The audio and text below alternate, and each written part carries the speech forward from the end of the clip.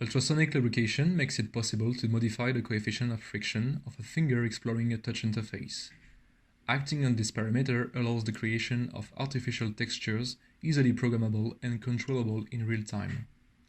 Very promising use cases in HMI result from this technology, as it allows a much more important exploitation of the haptic sensory channel than it is today. Up to now, haptic feedbacks based on ultrasonic lubrication were restricted to 2D surfaces because most touch interfaces are two-dimensional. However, it seems important to us to try to couple these flat interfaces to tangible three-dimensional objects. Indeed, the world of 3D buttons has the major advantage of offering very intuitive interfaces because they can be manipulated without the need for visual assistance. The demo we showcase consists in a 3D printed knob coupled to the top of a haptic touchscreen.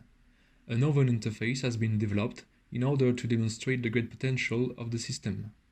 Indeed, this demo synthesizes the best of two worlds, the versatility of programming haptic surfaces with the intuitiveness of tangible buttons.